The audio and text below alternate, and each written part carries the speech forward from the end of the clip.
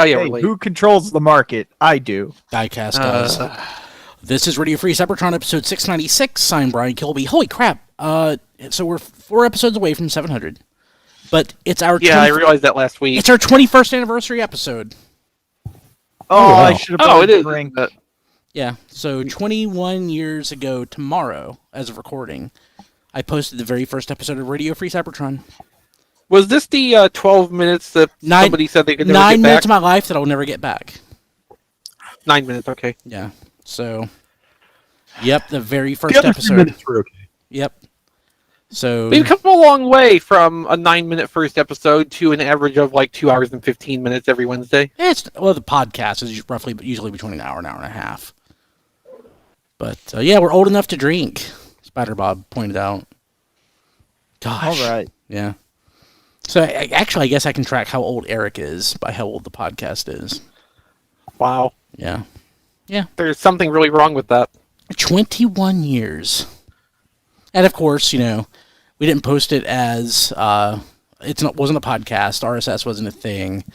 I think I posted the first episode as an MP3. But after that, it moved to a downloadable Real Media file. And occasionally an MP3. I could just get more compression out of Real Media. So, but yeah. Crazy how things have changed over the years. Cool. Okay, let's see here. So what are we going to do for episode 700? Nothing? Cry. Yeah. So a favorite podcast of mine, it's a weekly podcast. It's around 700 episodes. But I think every 50 episodes, they do a musical episode. No. Okay. Okay. Thank you, Dad. Brian, I enjoy watching Once More with Feeling. I don't want to reenact it. It's a dancing demon. Okay. There's something isn't right there. I'd like to say I've heard It was Disco Inferno. I've heard Don sing to Phil Collins in a bowling alley, and it was not bad. That was so weird. And I've heard him sing to Survivor at TFCon. I've got video of that up on YouTube. yes, I sang to I karaoke to Eye of the Tiger. It was awesome. And Phil Collins gave you That was power terrible. in the bowling alley. Mm-hmm. Ah, crap. It was such a Okay. transformative moment. was. Don is the star athlete of RFC. He has won in both mini golf and bowling. Oh, wow. Well, here's a little hint. When we were mini golfing, I could barely see the ball because my eyesight was so bad in that low light. I was just basically just praying most of the time that I was even hitting the ball in the general direction because I was so dark. You should have had me stand closer. My shirt would have lit up for you. Yeah, that's true. That's true. Yeah, that's true. That was fun. Okay, let's see here. What do we got going on? We posted a podcast or anything this week? I think so. Yes. Did you post on our Patreon? We had a new episode of that one episode of Star Trek. And Yes, and on the public feed, we had the previous Patriot episode of that one episode of Star Trek go up as well. Yeah, and one of our listeners on Facebook asked why that isn't in the RFC feed. So the RFC feed is Transformers content only. So if we do something over and above Transformers, it just goes into its own feed. So we used to do like 1 billion podcasts. Now we don't so much. We've sort of, We've become old and we've tired. become old and tired. So, but if you go to tfradio.net, there's a bunch of archived podcasts there. But occasionally we still do other stuff.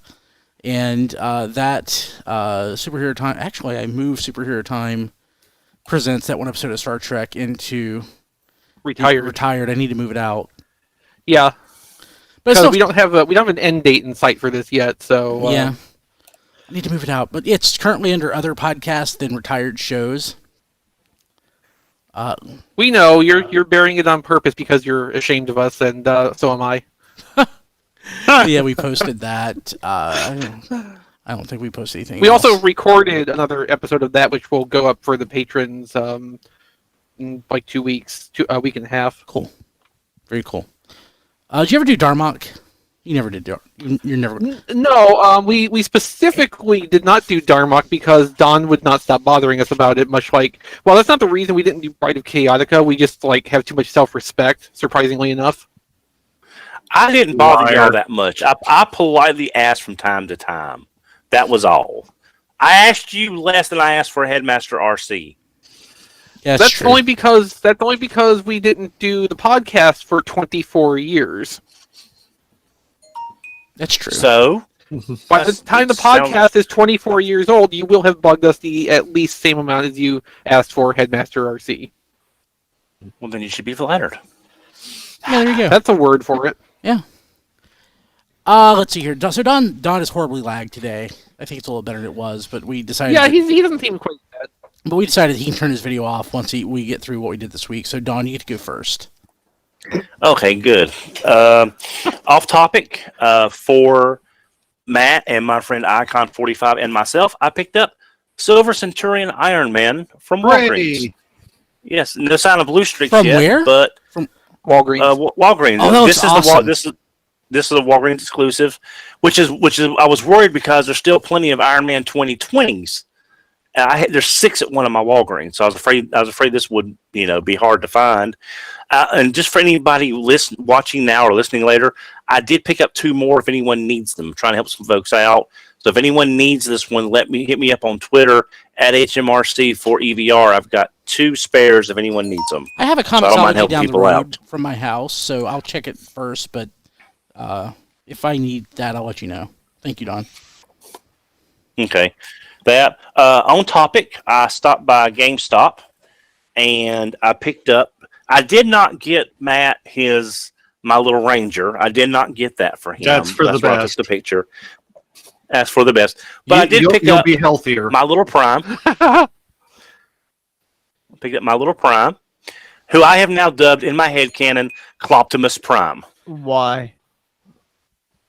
Because it's cute, it's different. I wish he was in the same scale as Dr. Hooves, because they would pair better on the shelf. But it's still a decent figure. I like it, and it's interesting. So there's that. While I was at GameStop, they actually got in one reaction figure that I had been wanting, so I picked up again Grimlock for the card art for display, not necessarily the figure, but it's some more great card art all from that reaction. So I picked that up. And the last thing I got was, thanks to my friends on Twitter for mentioning this and the people at Ross for stocking it, I got a $25 Ironhide. Movie masterpiece. Ironhide. Movie masterpiece Ironhide. Yes. So I'm like, I'm not going to find one. They've got 2. So I have 2 now. I don't know what I'm going to do with the other one. I haven't decided yet. But I wanted to get it while I was there. Also, these things are notorious for having some issues with transforming. So if one is wrong, I've got a spare, just in case something's wrong. That's really all I got this week. It was kind of a light week, but I'm happy with what I got. Sweet. Awesome. Hey, Don, is your phone going off? Was that you? Hang on. Wait, it didn't sound like a blaster sounded going off or some sort of weird cartoon theme song that I've never heard before.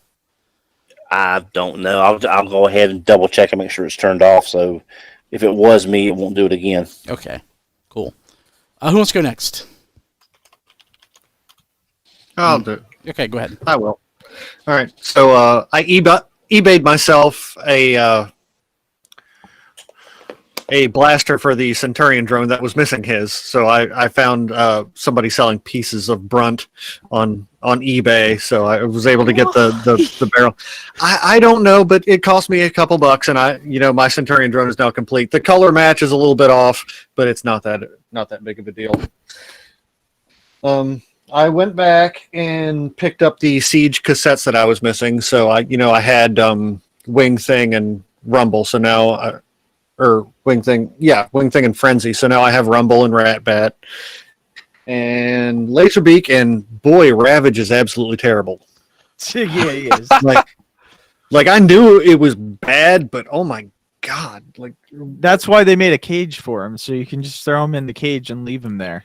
I guess the rest of these things are so good. I guess one dud out of the batch isn't the end of the world, because I love the Ratbat. He's great. Yeah. Have we gotten a good modernized Ravage ever? Is the Masterpiece one okay? Yeah, Masterpiece is okay. Yeah, Masterpiece isn't bad. It's not perfect. okay. It's not perfect, but it's a far cry better than any of the other attempts. What about the classics one that came with Hound? That one, like, It's not horrible. as an alternate acceptable. take to a G1 Ravage, because like there's about the same level of posability and everything in that. Like that seems like a good effort, but it doesn't feel like a really upgraded toy. Yeah. I feel like the G1 had a little bit more articulation, but it still doesn't look bad. I will say before I let Matt continue, I appreciate that Universe Ravage just for turning a very two-dimensional rectangle into a much more three-dimensional cat than the G1 version in the same form factors. Yeah, the Yeah. G1 falls over very, very easily. It's two-dimensional, yes. Yes.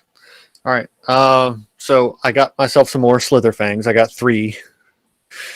But I found decent prices on both Amazon and eBay, so I was able to increase my snake count there. Also, I got Volume 3 of the Transformers manga. Oh yeah, mine finally came today. Yeah, mine Oh, I came totally yesterday. get that. Mine came yesterday, and it's got some wonderful stuff in here. Like the illustrations in the back are just absolutely beautiful, and with Battle Gaia and Guard City in there. Like I may just start spamming Takara Tomy with pictures of Battle Gaia and Guard City until Do they it. relent.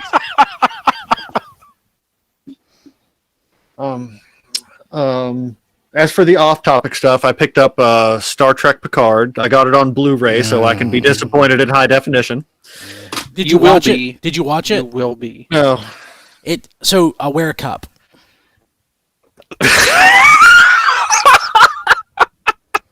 yeah. Like I you're said, not wrong. I'm expected to be disappointed. So It's horrible. I mean, some people out there will be like, "Oh, but I loved it."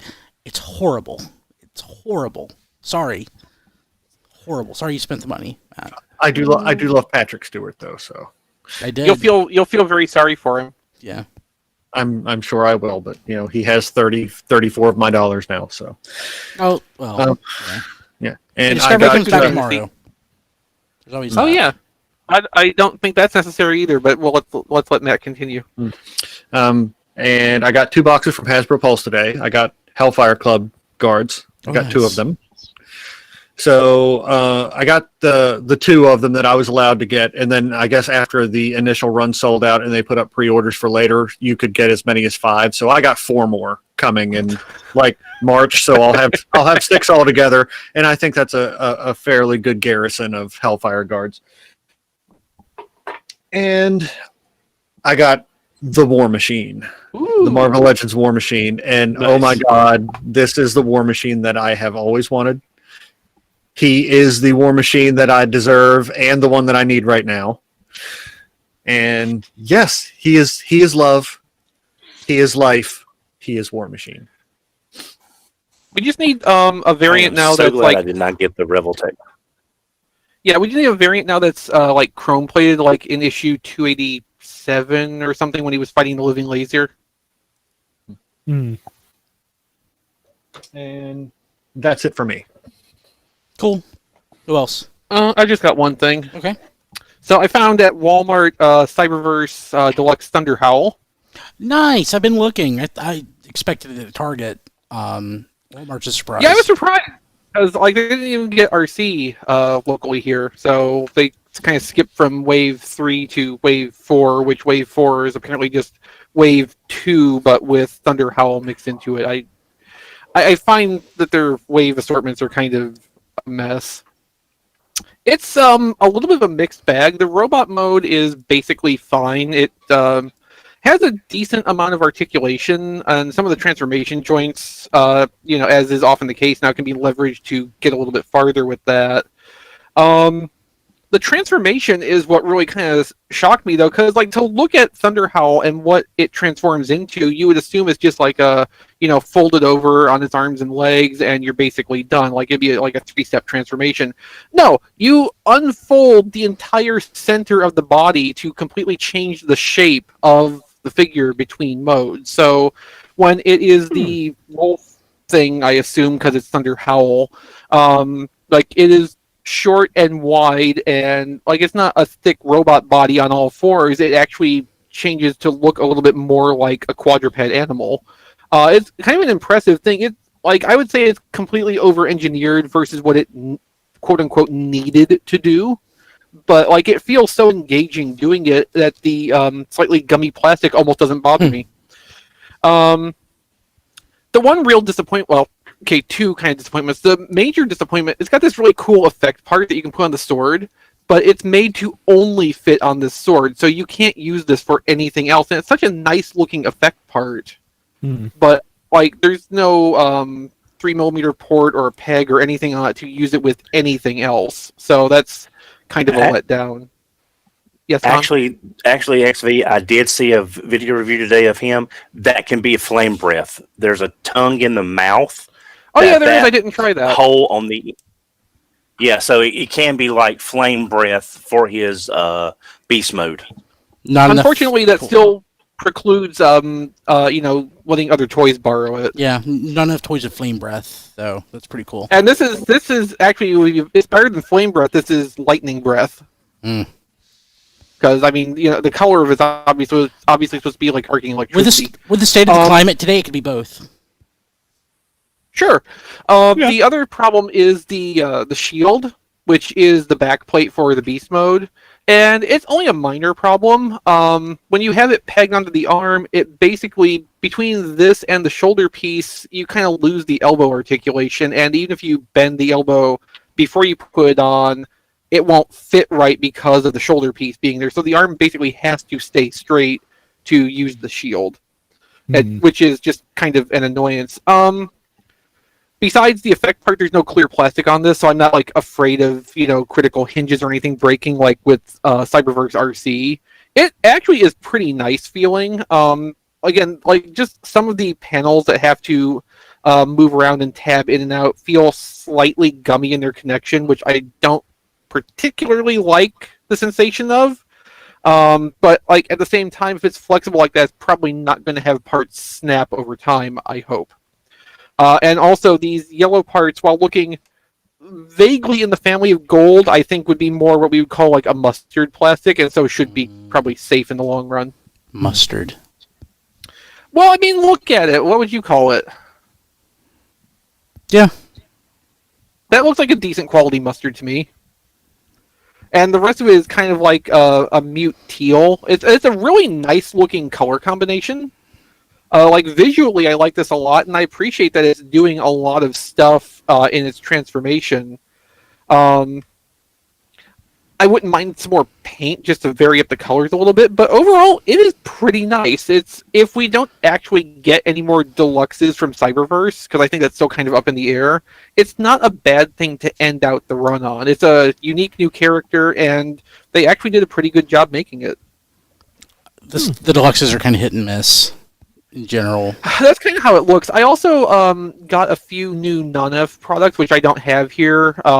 He has just released add-on spoilers for Siege Sideswipe, that mold family. So I got a red set and a black set for regular and G2 Sideswipe. He also has fulfilled the wish I had from the first time we had any in-hand video or images of Scorponok, and released transparent sunglasses to replace the opaque visor. So if you want the visor on there, but you also want to see all the sculpted face detail, you have that option now. I haven't installed any of that yet, but in package, it's looking good, and the color matches are pretty good so far. So, pretty satisfied with all that. And I think that wraps me up for this week. It's been comparatively slow. Cool. Who else? I got some stuff. Diecast. I heard Diecast first, I guess. I got, thanks to Chris's link, I got Decepticon Double Dealer. Double Crosser. Double Crosser. Yeah. What do you think of Or it? Crossguard, you can use a pre-production name.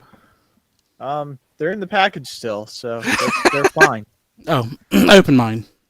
Yeah, they look interesting. It's not. And they're a junction point too. So instead of just being a ramp, they're a cross. For the purposes of making complex paths with Battle Masters, they are important, but like in a functional sense, they're not really any different from, like, a functional sense as their own toy, I should specify. They're not particularly different from Sound Barrier. Only in that they have a harder time fitting through doors. Okay, sure. Like, nothing's going to be Slitherfang again, is what I'm getting at. Yeah. Oh yeah. I also got a Smoke smoke screen. Or a Scorponok. Or a Triptychon. Triptychon. I think everyone has that but me now. I'm no, sorry. I don't yet. Oh, I'm doubly I also sorry. got a Masterpiece Ironhide. Although I did not buy two, like Don. I got the Transformers Manga 3. I didn't bring that down yet, but yeah, I got that. So I have all three. I completed the collection.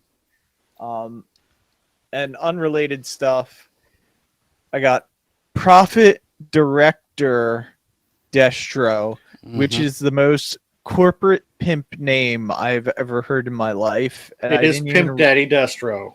And Yeah, that shall it be. I didn't even realize the name till it came in the package, and I looked at it and I was like, Profit Director? That's pretty cool. That is so corporate. It's not That- really. It's fake corporate. It's like that's what I would expect from Hasbro. Like But, real corporate would be like something like how do I put it, like community development initiatives Destro or something like that. It would be like just a bunch of words thrown together. But no, I love the name. I love it. Looks good. So yeah, he's pretty cool. And I think that's it for me. Cool, Rob. Only thing I got was Transformers the Manga Volume 3, which, yeah, like Matt said, there's some really nice stuff in there. I have not seen Victory yet as an animated series. No. Is okay, I was about to say is quite so much of Victory's animation My Robot Dad Can Beat Up Your Robot Dad? Yes. That's a good way of putting it. That's the whole manga pretty much, or at least the first half. Back in the 90s, when I got into the online Transformers fandom, Victory seemed to be like everybody's favorite. And I think that's because it was the most Anime. yeah. But like over time, I just don't think people like Victory as much. I certainly don't. No, because they actually got to like watch more of it. Yeah. Mm-hmm. It's the most dull plotting thing. It is very dull. Yeah. So like, I like the Headmasters a lot, and that's from having watched the like actual for real Japanese version with dubious subtitles. Yeah. Like Go it's to not even with the benefit hell! of the- Wait, well, never it's not mind. even with the benefit of the funny dub. Like, Yeah. I legitimately enjoy the Headmasters for what it is, but like the three Japanese Transformers series, to rank them in terms of like objective enjoyment, I would say it has to be Master Force, Headmasters, and then much farther down Victory, Yeah. because like Victory is even more boring than most people say Headmasters is. I like the Zone Oh, wow. OVA more than I like Victory. It's yes, shorter. I agree, Brian. Yeah. It's And that's the oh, one thing sorry, about Matt. Victory is no, they all use stock footage, but Victory just seems to use so much more stock footage on the transformations, and it gets boring. I mean, sure, it's nice if you need a minute and a half to watch Victory Leo transform and go get a coffee and a sandwich, but I mean, it's after the 400th time of using the exact same canned animation, it starts boring you. Even worse than the pacing of the story does. Yeah, like there's this kind of similar thing going on with Galaxy Force, Transformers Cybertron. I think the people doing the dub were kind of having the same sort of reaction, so they started just like inserting dialogue into the stock footage sequences Yeah. instead of just like letting them run silently like they're designed to. Yeah.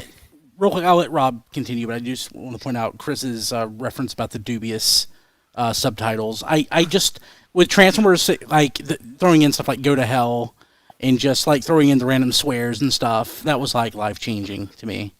No, it really wasn't. Yeah, I'm kidding. that's 90s that's 90s anime fan subs for you. Yeah. In I've been reintroduced to those recently, but luckily the box I bought quickly segued into Chinese to English subtitles, which are so much more enjoyable. But Oh yeah. but that's the other thing. Since Don mentioned Zone, the thing I find really kind of fascinating is that for a single OVA episode, there is a tremendous amount of color artwork to support Zone and to further tell its story in this book. Yeah, the same with Battlestars. Mm-hmm. Yeah. And of course also Operation Combination, as Matt pointed out. But yeah, there's just there's It's for one Operation. thing, Yeah, I guess there is Operation Combination stuff in there. I haven't looked through it much. there yet. is. Yeah. Yeah, there's no manga for it, but there's a ton of illustrations. Yeah. But that's the other thing compared to the other books where they put all the color illustrations and all the spot illustrations in the back. They've broken them up by subject here, which is good because I mean, there's one chapter of Zone and it's really weird because it reads left to right, unlike the entire rest of the book. What? Yeah. So that's just Yeah, you get that's how it was.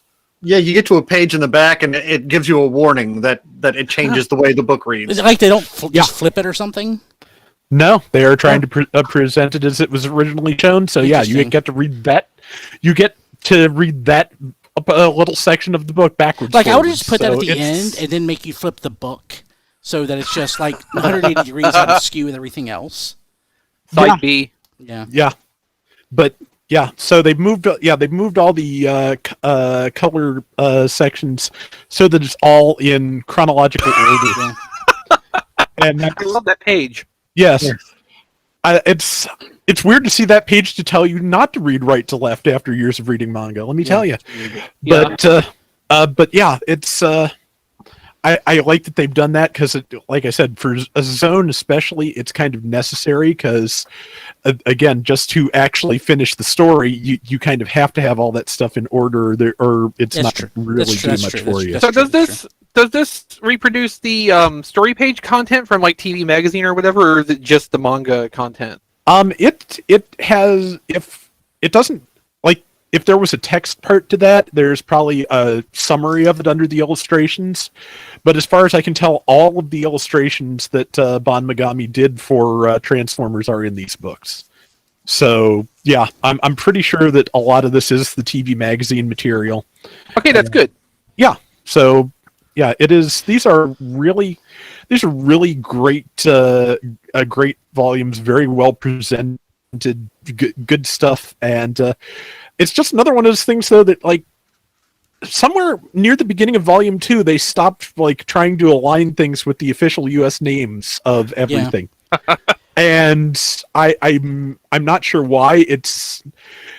It's not something that bothers me in this volume because in this one it's consistent. It was the fact that it did start a little bit into Volume 2 last time that was just really weird.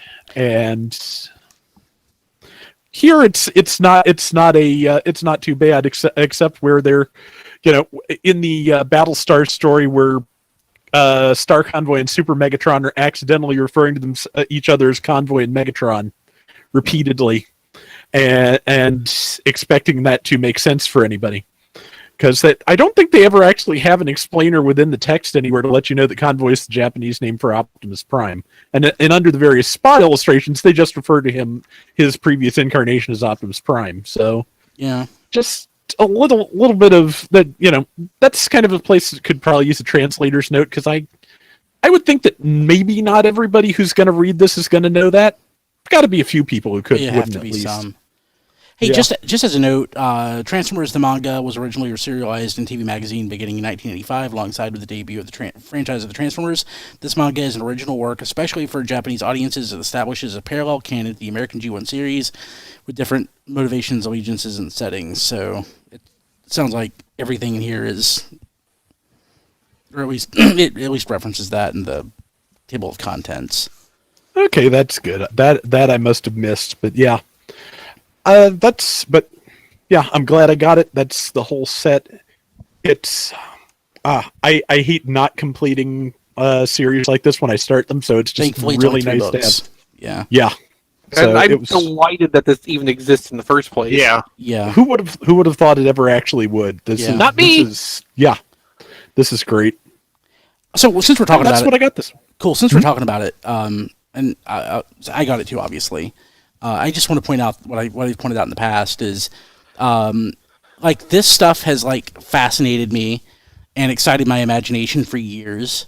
I might not be a Transformers fan if it wasn't for reading about, especially Battlestars, back in the '90s, like in the mid '90s. On, I don't know if it's the Transformers Collector, Prime Saber site, Doug Glenn. I don't know if Doug Glenn had a site, but JTF Online. What else? Site. The transfer. I think I mentioned the Transformers Collector. But like just reading about like, you know, back then you had Beast Wars and you had G1, and of course being, you know, a teenager who grew up with G1, it's like stuff happened after Rebirth. You know, obviously that's iffy if you want to say that. I consider them two completely different things, but reading about Star Convoy and Super Megatron and everything just blew my mind. The fact that I have it in my hands translated is like wonderful. And it's the same kind of like experience changing thing as a fan from like when we were trading around dubious quality scans of old Transformers comic books, having reproduced printed collections of them that you can just like go get anywhere essentially. Yeah, like I used to have, including the UK stuff, which was almost impossible to get whole scan collections of. Oh yeah, I forgot. I had a hard drive full of zip files with numeric, you know, chronologically numbered pages or whatever. That was just a horrible way to read comics. So I first read the G2 comics from scans from Rapido Jose's website. He had that G2 archive website back then. So that was how I first read the G2 comics. Oh man, it must have been the same way. I only had the first couple issues. I didn't have the entire run until later. So yeah. I don't think I got the entire run until I wound up getting the Titan Books collections. And then you also gifted me a copy of those too. Yeah. Yeah, I forget. Did I find the hardcover of the one volume for you, as I recall? I don't. So the only hardcover thing I remember you sending me is that was this Dark Knight collection. Oh yeah. So was that Dark Designs and something else for those Rage in Heaven? Rage in Heaven. Yeah, okay. Yeah. Yeah. Because I missed a couple issues here and there because back then there were a couple of comic shops around here I could actually find back issues in, so I wound up with most of it, just not quite all. And cool. I think the G2 collections you sent me were both the paperback versions, but I could be mistaken. I think you're right. I think I wound up with the hardcover of one of them for myself, just blundered onto it in a markdown bookstore sometime after that. I like the soft covers better anyway in general. And anyway, I wanted to also point out, like, you know, here on RFC's 21st anniversary is me and Brian talking about like one of the quintessential old fan experiences, finding comic book scans of the Marvel Comics. Oh run. Yeah, that's how I read the UK comic. Yeah, and shoot, I actually had the physical issues of the Marvel US run. So I remember when I was working at the radio station, every week I would just have a stack of comics, you know, 8-10 inches high, and I would just read them. And I remember reading the Marvel Comics run working at the radio station, like through my Sunday shift. And still, even to this day, my favorite part from the G1 Marvel run was the Headmasters miniseries, even over the Furman stuff. Yeah, that was pretty good. Also, you know, finishing up the manga is also a pretty good way to celebrate the anniversary of RFC. Yes, absolutely. Actually, so I've only skimmed through them because I wanted to have them all before I read them, just so I can. Same. Yeah, so that's going to be my goal over the next couple weekends. I'm super stoked. Okay, cool. John, you there? I know at least some of the stuff you got. Yeah, I'm here. Let's see here. Well, first, thanks Exvee for finding Wave 1 of retro Walmart-exclusive anyway. G.I. Joes. So I also found the next day after XV found Wave 1, I found Wave 2 at stores. So my luck turned on a dime. What's in Wave 2, just so I know not to ask you about it? It's Destro, Scarlet, and Roadblock. Okay. Yeah, it's only three per wave. Oh, so I got you all of Wave 1 then. Okay. Yeah, you did. Cool. And so as I understand it too, so Baroness is short packed, which makes sense. Because I think you found one. Yeah, Exvee. congratulations for getting back to me before Ryan did. Yeah, thank you. And then I believe Scarlet is short packed in wave 2. So, anyway, I see a pattern here.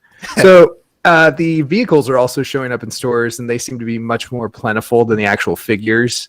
And the fact that I saw wave 2 in stores, and I have yet to see wave 1, makes me happy that Exvee found wave 1. So, yes, I'm doubtful about our Texas Walmarts ever getting wave 1, but especially because apparently that sidekick was like a couple months ago was its own kind of like shipment and assortment. Yeah. Oh yeah. My Walmart now has a planogram for G.I. Joe. And Yeah. they've started putting stuff out. Actually, when I saw that sidekick, I could swear there was a Scarlet in that. A weirdness. I don't know. This is also another kind of weird side story about this line for Walmart. So like wave 2 was completely unannounced and unknown until it like leaked online, similar to how Studio Series leaks. So like, some fresh off the factory line or whatnot picture of it leaked, and it was the first time anybody had heard anything about wave 2. And then like within a day they were cited in Canada, In-store, on pegs. Yeah. Bizarro. So anyway, thanks XP. So I got those. Have not opened them yet, but I will. I got Airwave, which is my first taste of that mold. Don't have Hot House or anything like that. I like Airwave. He's fun. I like this gimmick, even though it may not last much longer, but I have no problem with break apart Transformers if that is like specifically your gimmick. So he's fun, and his alt modes are fun to mess with the Micromasters and stuff. So I approve of him. I opened Smokescreen like everybody. I think this is as good as a Dotson brother needs to be. They will probably iterate on him, and we'll get a quote unquote better one in the next 5 years, but that is gravy at this point. So I think they've nailed that one. I opened strategically and surgically. I opened Pit of Judgment and extracted the Bailiff only for now. That is also just like Airwave. This is my first exposure to this mold. I don't have any Alcons yet, but actually I think 2 are in the mail. Anyway, for a troop builder, I really like this mold. He transforms in 20 seconds. Yes. Yes, I see that. Gesturing to his shelf full of Alicons. Thank you, Malvar. Those are probably where mine have been going. So they've been rerouted. Anyway, for a troop builder, transforming in like about 20 seconds is perfect. And especially when you're not like legend scale or preschool toy. So I give thumbs up to that mold. He's really great. And we were talking in pre-show, I believe. Diecast asked about NECA Cartoon Ninja Turtles, which are a Target exclusive. So they fall into the wonderful world of store exclusives that have been so kind to us this year. And he was asking like, how do you find them? I mean, the answer is you don't. But if you're lucky enough, there are a few tips to find them. I didn't find. I was lucky enough to order and receive in the same week the current wave, which is the Rock Soldiers or Stone Warriors. They're called many things. Rock Lords, if you ask Don. Or Rock Lords. That's a new one. Just add it to the list. It's fine. So this is General Traag and Granitor, the 2 guys from the Neutrinos episode, which I think was like only episode 4 of season 1. So they were super early. I don't remember them being so early in the cartoon, but it makes sense because they also popped up in the Konami game, and so they were in the lore almost immediately. But anyway, they are tremendous. They're awesome, and again, for all the troubles and headaches and just terrible pain, unrelenting pain. I repeat, collecting this line is. I will give NECA its due that at this 2-pack. Price point, they still stick to scale. The mass and the amount of toy you get can vary wildly, only in a good way. But they stick to that price point, so you get some really good value in some of these bigger villains because it's still $52 no matter what, and $150 on eBay, but officially $52. And these two guys are huge. They're massive. They don't come with many parts or alternate hands or anything like that because the budget went into them. They do have a bit of parts sharing. Basically, everything from the chest down is the same, just different decos, which is fine. So everything from like their abdominal section, their midsection of the torso down, same thing. Very different paint decos and color schemes. You couldn't tell. Doesn't matter. From the chest up, completely different. Huge, as big or bigger than Bebop and Rocksteady. Really good toys. Granitor in particular is just kind of a neat design. He's the one that has the woodpecker nose and the giant shoulder pads, and he's really cool looking. Or alternately, he's the gray one. Yes, he's the gray one. Traag's the boss, slightly shorter. They both come with the same pistol, so just two of the same pistol, and a communicator that has a Krang on it, and a mutagen canister. So, and they both have holsters for their gun on their belt, which is always a nice touch, so you can do some storage of their accessories. Anyway, real quick though, back to Exvee's question about like how do you find these? And again, I think this was in the pre-show, so I want to say it during the show. Question. Diecast wanted to know, what's the secret? So in all seriousness, there isn't any secret, but there are a couple of tips if you're trying to collect this line. So one is NECA is one of those lines that is stocked by a rep at Target. So ask the person in electronics or toys when their NECA rep comes. They come about once a week to merchandise the NECA section.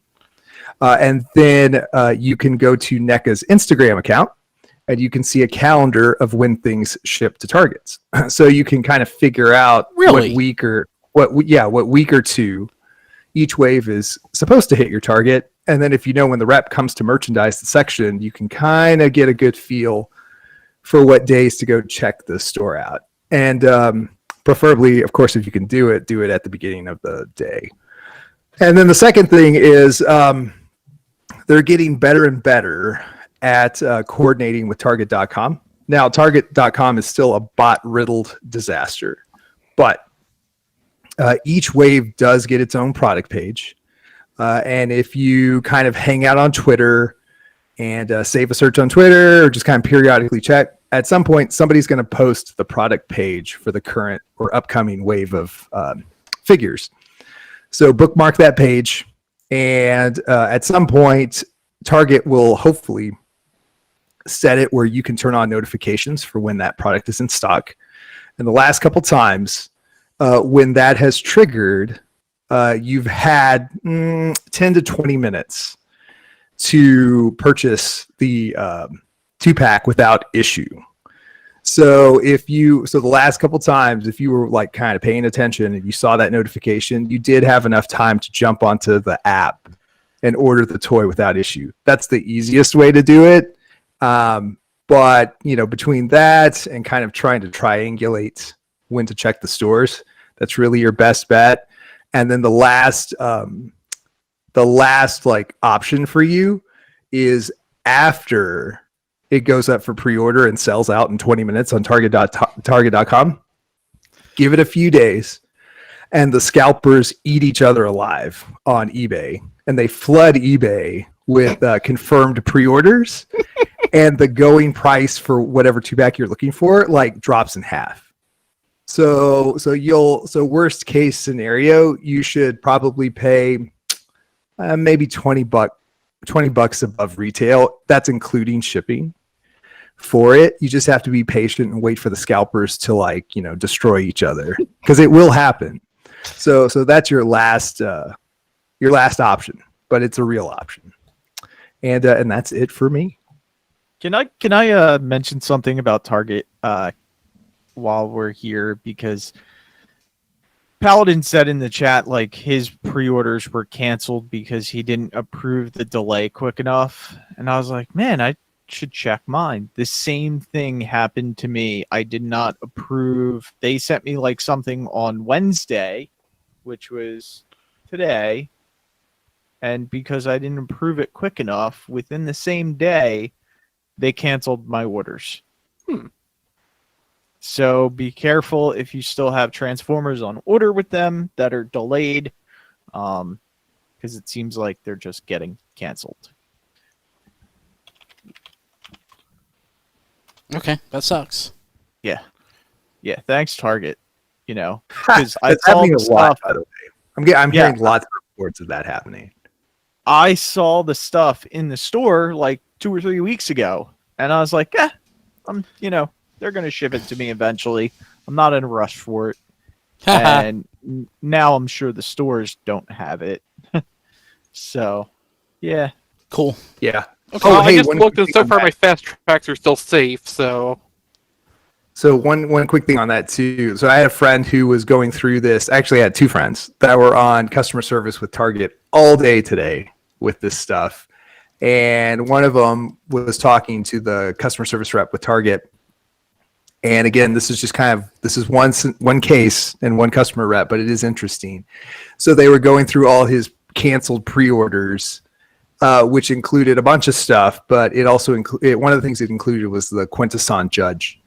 And the customer service rep explicitly told him that is the one thing on your order that is not marked out of stock. It's marked discontinued. So I thought that was interesting.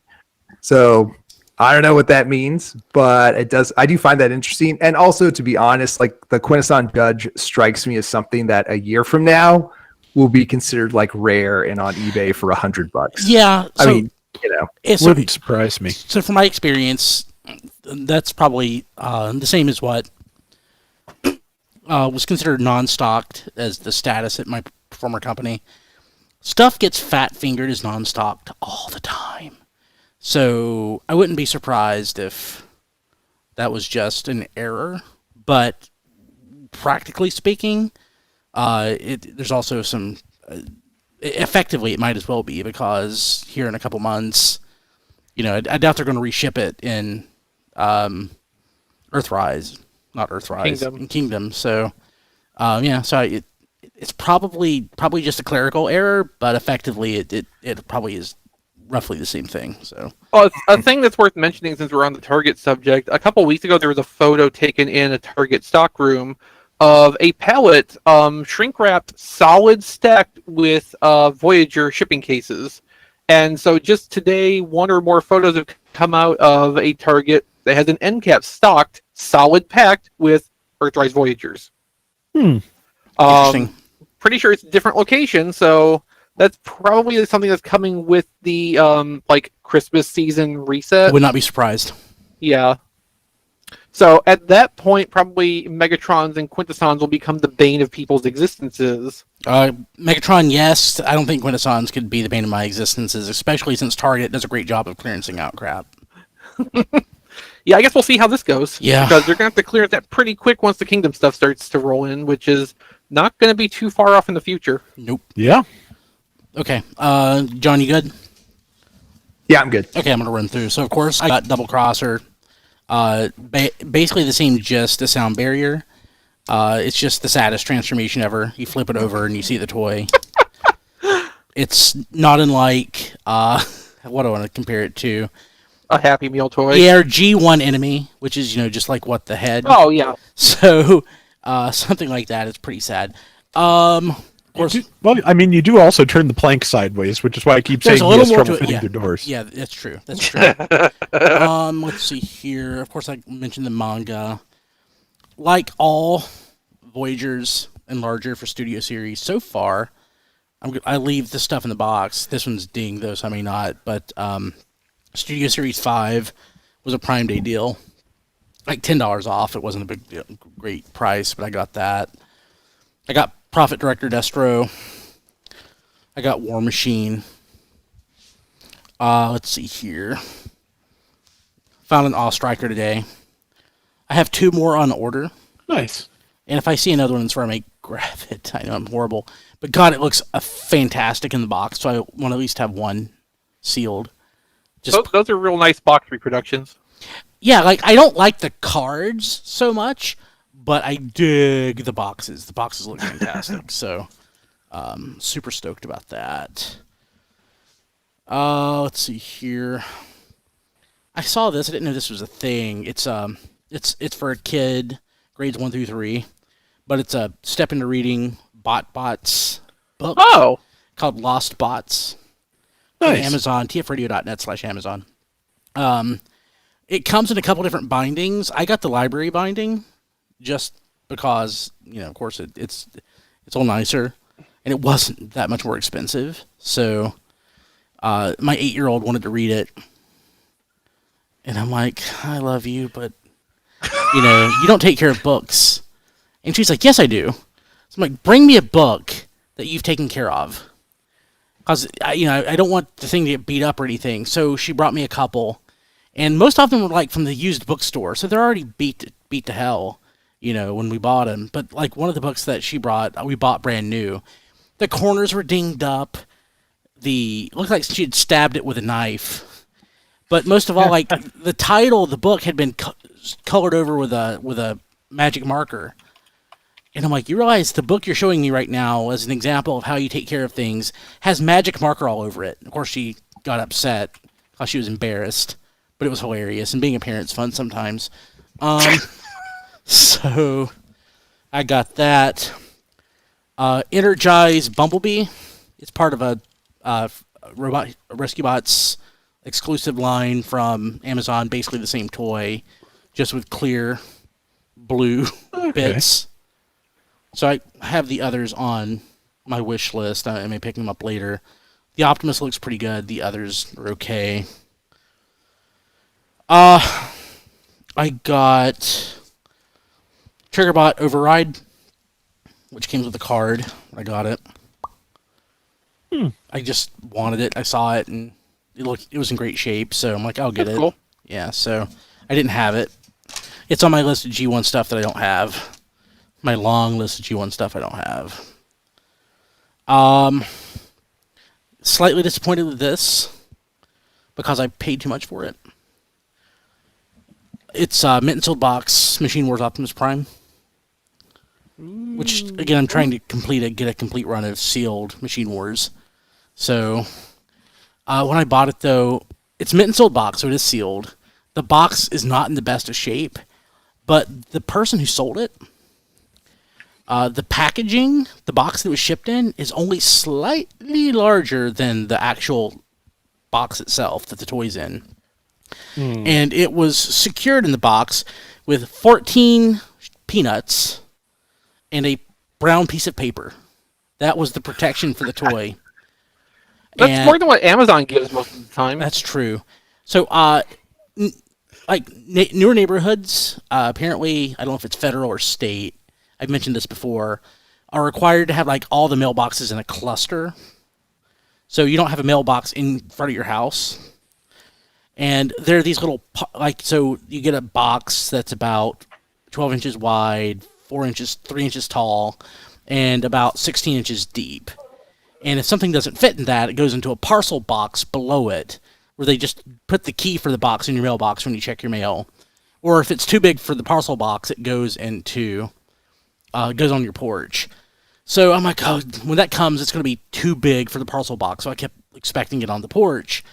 And I got the delivery notification. It said delivered in/at mailbox. And I'm like, oh no. So it looks like the mail carrier just jammed it in and crushed the box. And which, of course, damaged the inside of damaged the box that the toy came in, so I have a claim in with the Postal Service. Like, wasn't going to buy this because I didn't realize what the going rate was for this toy, and I put in a bid that was more than I probably should have put in.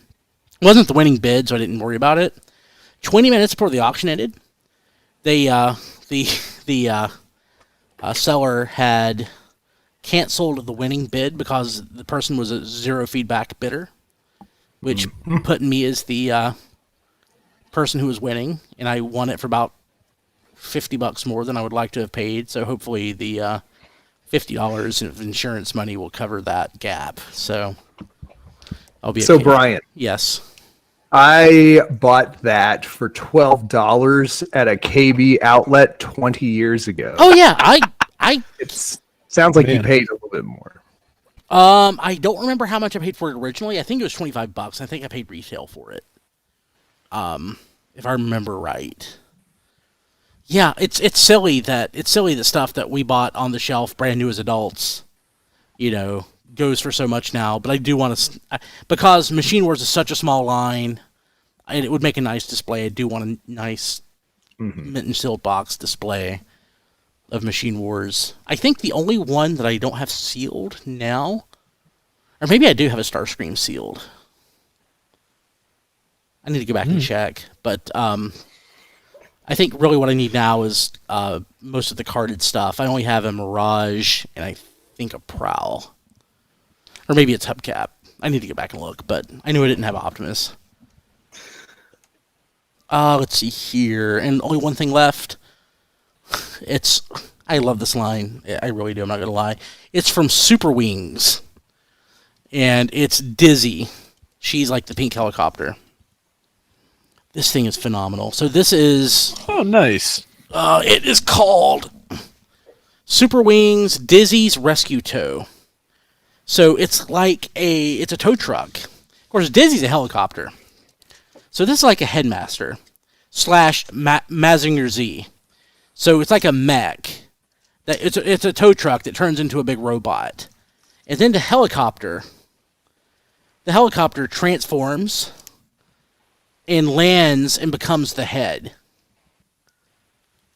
Okay, that's pretty great. Oh god, it's awesome. I love this thing. There are other toys in this line like this, but of course she's pink and has a heart on her chest. So I think I want to get the rest. I saw it on Amazon. It was like $25, which is probably more than it's worth. But I think it's my new favorite toy. I absolutely love this. So it's like a Headmaster and Mazinger Z and Cars all rolled into one. I genuinely adore this thing. So do the girls get to play with that? Nope. I did, but I did buy a Super Wings set that I thought was transforming, and it was just figurines. I did give that to the girls. They got promptly destroyed. But yeah, that one's mine. I'm gonna see if I can get the rest. Yeah, it's pretty awesome. I'm 41 years old. Let's go ahead and jump to the news. Hey, so did you guys see that there's going to be a Fan First Friday this week? Like 11:30 or so Friday. And Yes. they're going to cover Studio Series. No, Finally. we don't know what they're going to cover. And it's going to be awesome. We'll get to finally see all this stuff on Friday. Also worth note before Brian continues his sarcastic segue, they're doing this Fan First Friday on the Pulse YouTube channel rather than the Facebook page like they did the initial batch of Fan First Fridays. Why is that? So- The comments are horrible on both. Yes, but I assume the user experience probably on both ends is better on the YouTube channel. Oh, yeah, I guess that's true. Like, it's probably better for them streaming it and also for us to actually watch the stream. Yeah. Also, they may have figured out during PulseCon, at the very least, like, a lot more people pay attention to streams on YouTube. Yeah, that's true. Yeah. So, of course, leaks happened today. Hot Convoy shared this with me early this morning and a bunch of other folks. And basically, we already saw the Scourge and the Hot Rod and the Cup. So what's new for us is the Blur, the Jazz for some reason, and the Grimlock, which we knew... Jazz was in the movie. For like 3 seconds. Jazz had lines in the movie. You're right. Actually, no, you're right. He True. did. I was just thinking he was sitting on the bridge. But yeah, you're right. Okay. Okay, so now, calling this a leak is not completely inaccurate, but I want to clarify what the source of this image is. This is from Safety Korea, which, as far as I can tell, is an official body or entity in Korea that handles safety testing for consumer products. So these were not illicitly obtained samples by any imagination we have. Like, these would be things that they would get through some official channel to actually conduct that testing so the stuff can be sold in their retail market. Now, they have a public record of the things they test, which is the website this was pulled off of. So sometimes timing issues happen like this, where the stuff is visible there before an official reveal or retail availability. There's similar to this, we've seen this picture floating around already. Kingdom Voyager Wave 1, Cyclonus Optimus Primal, in a state of partial unpackaging. So this is just kind of a thing that happens through that process, and I think people have just learned, like, keep an eye on this page. Like, all the Transformer stuff is collected, it seems, on one page. Yeah. So just, we keep an eye on this, and every once in a while something new will pop up. So it is a leak in one sense, but this is not these walked off the factory floor thing. These were almost certainly officially provided to this body for whatever safety examination. It's a leak like finding a new trademark. It's just somebody going in and digging. Yeah, or digging stuff out of Walmart inventory data. But this is stuff that this is legitimately obtained samples of these products that went to this place that took these pictures as part of their public documentation. So as we sit here, I'm showing the video if you're watching the video, but like what you guys can't see is I'm using the blast effects parts to scratch my nose, and they work really well actually for that. So, of course three of these are not new. The photos are very small, but I think I'm maybe the only person that really likes Grimlock. I think he looks good. I think it looks okay. I liked the blurry picture that I saw. Yeah, I like it's very colorful. I would prefer that Wheelie transform, but I was going to say, is that a wheelie with him? Yes, we already knew that was coming. Yes. Okay. Yeah, that was part of the original rumor. But I'm glad I'm not the only one having trouble keeping track of the various leaks and rumors at this point. Yeah, like we've had some the last Legends class wheelie that came out was really good, so I can live without a transforming wheelie. Yeah. Titan's Return wheelie is fine for me. Or GDO wheelie. GDO wheelie would look great riding on this. It's a little big. Oh, it's going to happen. Oh yeah. If no one else does it, I'm going to. But I mean, it's weird now that we're getting our G1 in Studio series. I don't think it is. It's never seemed strange to me. It's strange to me because now you're getting it in Kingdom, and you're getting the first movie was Transformers movie, dude. Too. Arguably the only good one. Oh, except for Beast Hunters and Revenge of the Fallen. And you could easily argue that Transformers movie is not good, which I've done on many occasions. It objectively that's not a good movie. It's not a good movie, but I still love it. But yeah, so what do you guys think? So. Somebody pushing a Don, rusty. You need to get back on mute. Don is pushing like a cart with a squeaky wheel in his apartment. No, all I did was reach forward and unclick the mute. That's literally all I did. Asper cream or something, Don. I don't know. I think your elbow joints need some oil. Yeah. The picture on this website, it's two pictures combined into one image. The half that has Grimlock, Cup, and Jazz is squashed horizontally to fit the dimensions they need. So on the article I posted on RFC News, I actually stretched it back out to where the proportions should be right based on some of the markings on the packaging. Yeah. So Grimlock is not quite as narrow and tall as it may originally seem, and in the new proportion, the corrected proportions, I actually do like it a fair bit. Oh yeah. I need this whole wave, or I need all these figures. I'm really interested in the Jazz because I've long been a strong proponent of Reveal the Shield Jazz as the ultimate Transformer. Yeah, I need to see how they've succeeded that in this attempt because Fall of Cybertron Jazz failed. Power of the Prime's Jazz failed worse somehow. With the success they've had with Bluestreak and family in Earthrise, I'm really hopeful for this because I would assume they would have taken some of the same engineering concepts and applied it to Jazz. And if that's the case, we probably will have a good product out of this. On the other hand, they could have taken some of the Siege concepts and applied it to this Jazz, in which case I will be sad. Yeah. Blade is saying... And Blur at least has colors.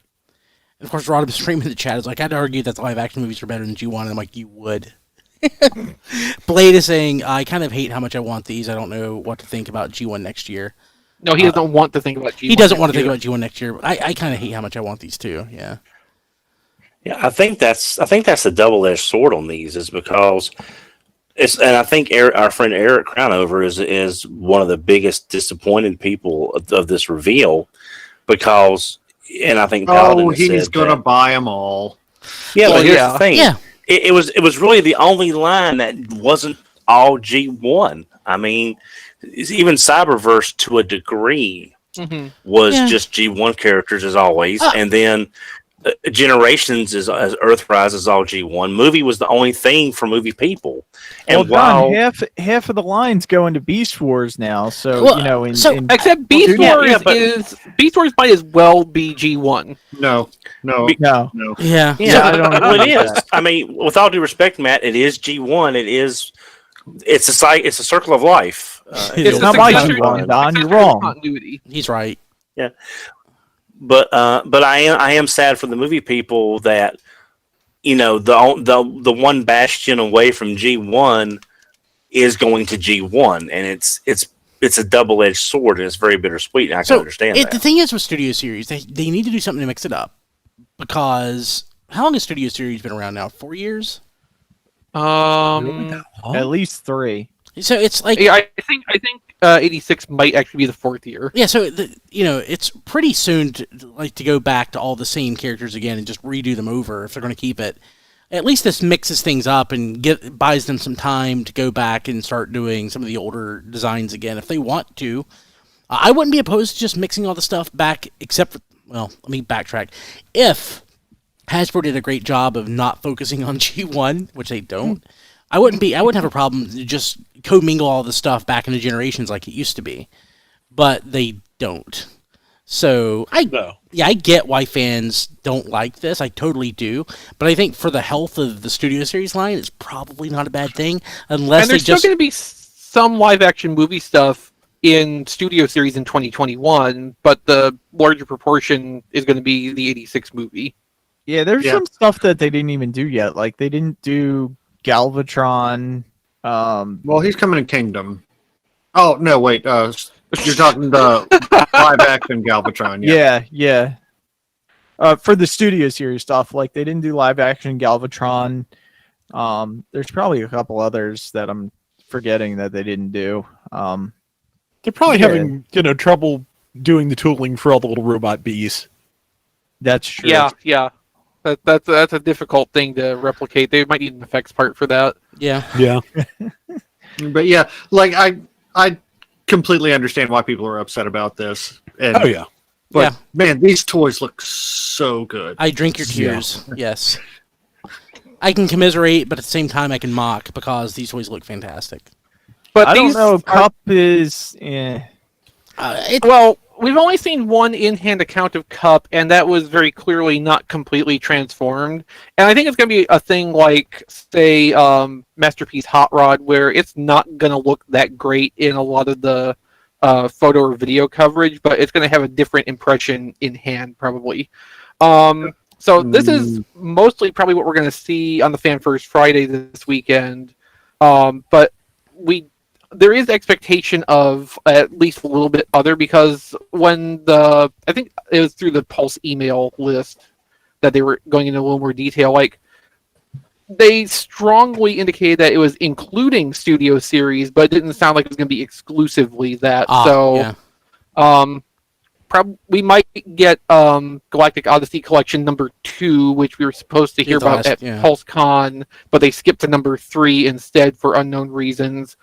We know, thanks to the Australian fan community, there's that reissue of Combiner Wars Devastator coming that hasn't been announced by Hasbro US yet. And also, something Diecast pointed out, I think toward the end of pre-show, the Titan class arc for next year. Normally, we've gotten the first tease of that, a physical element of it shown off to us during New York Comic Con, which that would have taken place last weekend. Obviously, a real New York Comic Con didn't happen. There was a virtual event that Hasbro, as far as I know, did not participate in. So I think this Fan First Friday is replacing the fan media event that they would have had during that, and the on-stage live stream event they would have been doing in previous years. I just go back and poke the bear again. So what I want to see in Studio Series next is Beast Wars Neo. And then, Beast Wars second. Not because there's a Beast Wars second movie, but just because I want to get those characters back, and we're never going to get most of those characters ever again. So, just throw them in Studio Series. It can just be the catch-all going forward. How about a Masterpiece Heinrad? I would be for a Masterpiece Heinrad. That would be pretty cool. That's what Generation 9 was for, wasn't it? Yeah. What? It should be. The catch-all. Oh, yeah. Yeah. It was supposed to be, but it's not really how it worked out. Yeah. I liked it when movie stuff, honestly, was in Generations. It didn't bother me so much. I should go back and listen to those episodes, though, and see if it actually did bother me. But in hindsight, it wasn't that big of a deal. Yeah. Yeah, Burning Convoy was in the Beast Wars second movie. That is true. Okay. Let's see here. Okay. Anything else? Well, I kind of lost my place. Where are we? So Earthrise Bluestreak is found at Walgreens, so keep looking. Yeah, that's Not surprising. Not at my Walgreens. I checked today after work. I have one just down the Was road it? from me. I need to go. Didn't Chris keep saying that was going to be an Amazon thing? Yeah, because there's listings on U.S. Amazon and international Amazon sites. And we didn't have any of the normal lead-up signs to this being a Walgreens exclusive. So Rob them telling us Springer's- about it Rob- 6 months Rob in Springer's- advance. Yeah, Rob Springer's Walgreens insider didn't give him any information about this one. We didn't have the usual distribution pattern of Hong Kong, Canada, etc., and then us getting it at Walgreens now. It went very atypically for a Walgreens exclusive based on the pattern we've had for 4 years now prior to this. Is it on the Do you Walgreens suppose website? the Amazon? Go ahead. Rob. Do you suppose the Amazon listing could be the blue streak that everyone is always wanting? Well, the picture on it right now is just normal colors. Okay. I wish. I wish we would get a blue streak in that. I'd buy it. Yeah, I'm not sure what's up with that whole Amazon listing thing. It's odd. I don't think Walgreens and Amazon are going to have a shared exclusive, so I don't think it's going to be Amazon exclusive to the US. It might be for other parts of the world. And having that turn up here is just a quirk of how Amazon's system works. Hmm. Yeah, it's not. Because the way Go ahead. the way I ended up with a link to that originally on a wish list where I've been monitoring it for a few months now was just by putting in the item code from the Amazon Netherlands site where it was first found. So what we're looking at is cross-reference from the international listings. How long do you think before we can actually find these at our Walgreens? Because Anytime. I've tried. By the end of the month. Do you think now that people have them in hand that maybe Hasbro will officially announce it this Friday? No. We don't even care about the Walgreens exclusives. We're just gonna skip it. I remember last year during San Diego Comic-Con, part of the what we call Night of 1,000 pre-orders was Hasbro saying that the Siege Ratchet pre-orders would go up on Walgreens' website that same night. It didn't become available on Walgreens' website until November. Yeah. SDCC was in July. Well, they were close. And it's Bluestreak is not up on the website, of course. Yeah. Just checked. No, it's a little bit early for that. I've been watching some of the fandom response to Bluestreak unexpectedly turning up at Walgreens, and it's following the exact same pattern that all of these do, where there's the rush of panic, I'm never going to find this at my Walgreens, or I'm never going to get this, and it always invariably you can get these because almost everybody has a couple of Walgreens within driving distance, and they go up on the website and usually stay for a week or two, if not long enough to go on clearance, even like Ratchet did. So, we're in that early stage of that right now, but yeah, it's nice to get stuff as quick as possible, but a little bit of patience and you'll be able to get set up. It's not going to be too bad. No patience. We're toy collectors. We Yeah, have I to have know. it now. I have to balance that because I only have one Walgreens within casual driving distance. I So have 2 miles from my house, which seems much closer, I guess, than that is. Which had like 3 within basically the same distance of the other house. Hey Mickey has a lot of Walgreens within a reasonable driving distance, so he's working on solving my problem for me too. Cool. I'm still hoping I can solve it for myself, but I at least have backup plans. Cool. Probably got Ratchet too the first time. Yeah. Okay, Diecast, what is this thing that I'm looking at? It's Doctor Wu, Galvatron, and Soundwave. Yeah, so Dr. Wu, they're calling it Destroy Emperor and Monitor Officer. Wow. But they're little tiny transforming figures. How they tiny have it are next They are about Well, the size of Scorponok's head. So in head So they're mode, like master size. Like, they're that's smaller than sub-legend size. Legends. So they're about half the size of Legends, I guess you would say. But I'm really interested in these because of Unicron coming out. This Galvatron would look great with Unicron, I think. So, and needs a matrix on a chain. Yeah, Soundwave is kind of odd, but I'll take it. I mean, Soundwave's cool. So I wish they would have did like Galvatron and maybe given us a hot rod or something. That would have been awesome. Ooh, you can use your Micromaster Hot Rodimus with that. Yeah. But yeah, I'm really digging these little tiny figures, and I hope Dr. Wu does more of them. You'll taste my bidding. You'll do my bidding or taste my wrath. You will taste my bidding. That should be the episode title. Yeah. Man, Monitor Officer and Destroy Emperor Pro. That's. I'm sure they mean Emperor, but Destroy Emperor. It says it there several times. I know.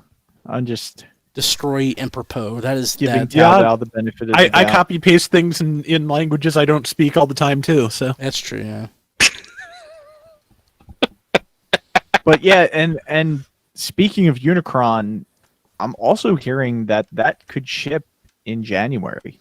Was that an official source that said that? I heard that too. It was supposed to be early 2021, I They believe. never said early; they just said 2021. I thought they said early. I thought they said early. But yeah, I mean January is definitely early. That's sooner than I expected it. If that turns out to be the case. In the chat, Anana TF said the announcement's going to be Studio Series 86. They're bringing back Animorphs for the next generation subline. That would be awesome. Actually, how much do Animorphs go for now on eBay? Are they ridiculous? I didn't buy a single Animorph. I don't have a single one. You need one. Yeah, I agree.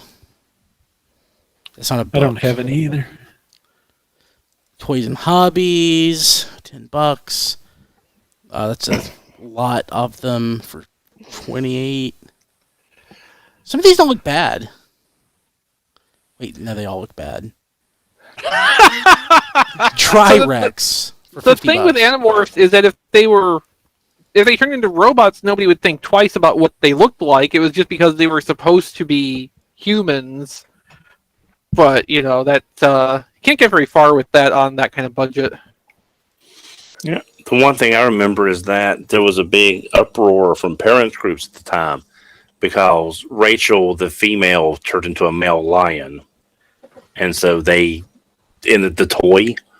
So they kind of took that and ran with it in all the wrong connotations. But I just remember that from the original series. Man, I need to buy some of these. Oh my god, these are terrible. Was this before or after Beast Wars? This was 1999. It's concurrent.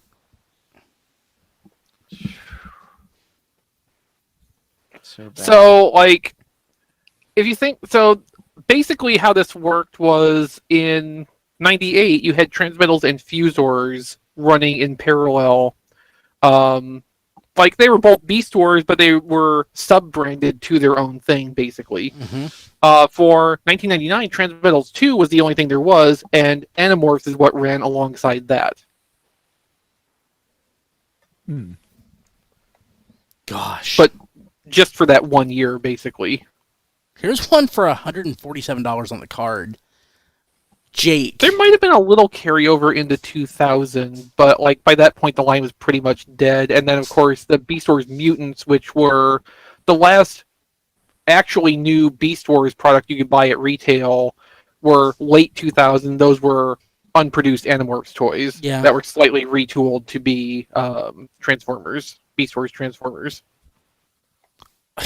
So I love this, how like this one right here, which is Marco, like the one right here, buy it now, $19.99. One below it, $40, your best offer. They look to be in identical condition. I just love you, eBay.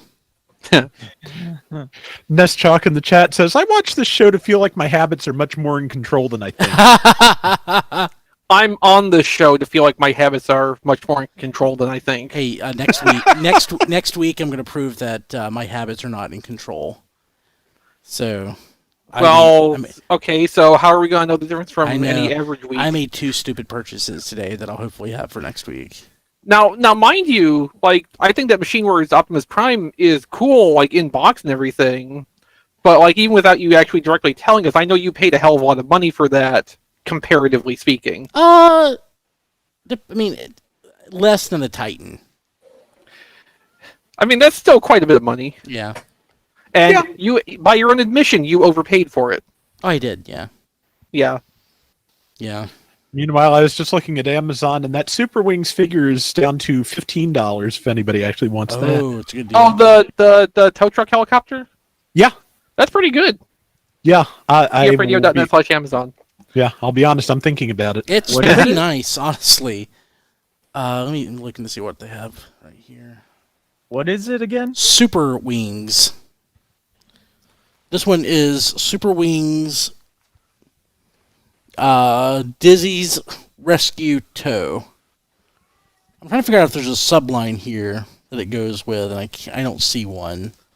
So you'll just have to go through the Super Wings postings and see what's there. Now, one thing I want to know about Animorphs, though, like, were those toys transformation engineered by Takara, like the main bulk of Transformers, or was that something Hasbro did in house? That's a great question. Looks like in house. Because like the Titanium series and the Star Wars and Marvel crossovers were notably engineered in-house in Hasbro or one of their, subsidiaries that they acquired over the years. Because, like, the Titaniums were Galoob branded. So, like, they had a very different feel and often a very different look than mainstream Transformers. And I'm not sure... Blade Raider just posted some concept art for Animorphs Tri-Rex, and one of them looks a lot more troubled than the other two, to be honest. But yeah, so like the Titaniums and stuff had a very different look and feel to them than normal Transformers, and I just like I never had Animorphs either, so I kind of wonder where those fell in the engineering process. That would actually be good to know. I wonder if it's in the wiki. Yeah, I can safely say I've never thought to look up that information on the wiki. Yeah.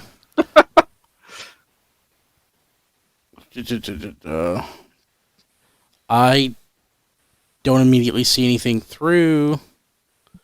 I'll look through again. If not, that's maybe something to ask Aaron. Yeah. Cool. Okay. Let's see here. Anything else? TFRadio.net/Amazon. Buy some of those Super Wings toys. They are awesome. They are lovely. I'm not just saying that. I genuinely love this toy. It's just fantastic. Okay, so I want to thank our patrons at the Touch tier. Go to patreon.com/tfradio if you want to join. Go to tfradio.net/credits to see these folks. Thanks to Starstream's Ghost, who signed up just today. Kevin Dorsey. Oh, welcome. Yes. Peter Giancopoulos. Peter, I hope I'm not butchering your name. Peter, PhD, MD. Sean Bratton, Jacob Owen Lucia, who I am butchering. Jason W. Rye, Sean Hamilton, Mike Mallory, Jason Hiley, Jonathan James, Matthew Dedman, Hector Bones, Nathan Sampy, Spider Bob, Rabbits, Emmett Stresovich, Gaming Fix, Patrick Davidson, Joey Russell, and Ryan Bona, who also just recently signed up at the Touched tier. Just as a quick update, I'm still working on the last couple cards. What I'm going to do is I'm going to get them all and ship them all out, basically, to everybody. Then we're killing that tier. Not that tier, but that reward. Everybody, and that goes out to anybody who's ever been a Touched patron, even if you're only a Touched patron for a month. I'm still going to send those out to everybody. So it'll be the remaining cards.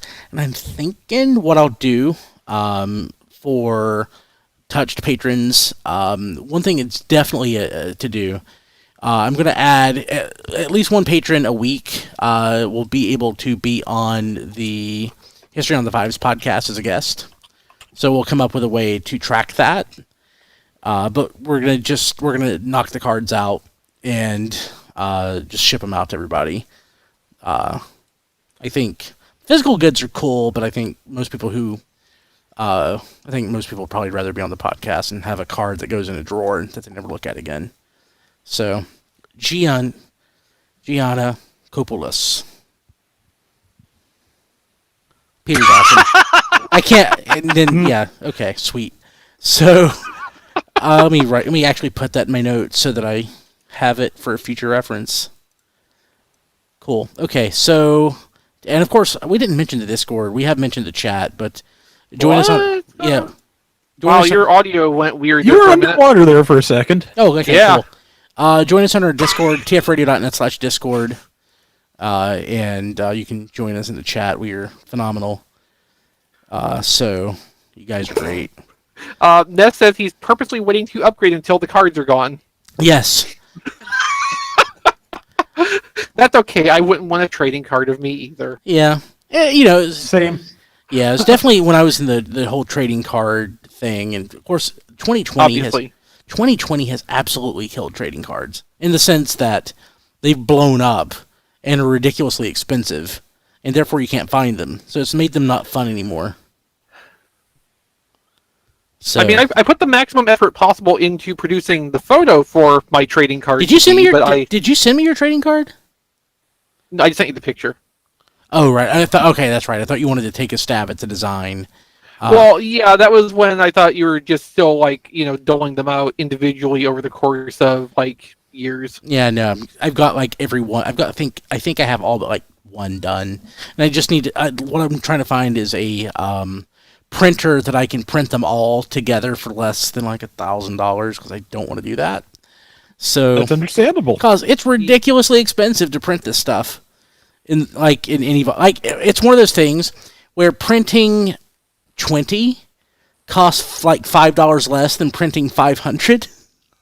So that's not exactly it's not exactly accurate, but scale it's not far off. Not far off. Scale matters. So, oh god, trading cards are definitely in. They're ridiculous.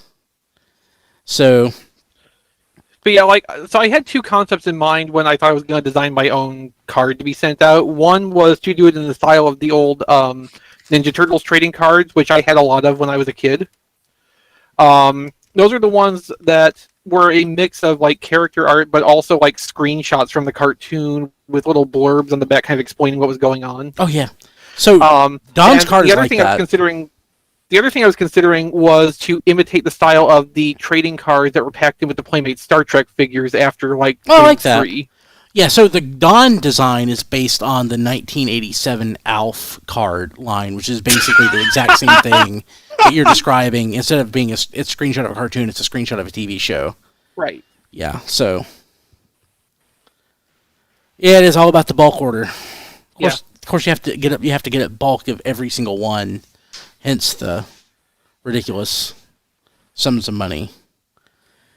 But yeah, if you wanted to be a patron, patreon.com/tfradio. And you can find out more of everything basically at tfradio.net.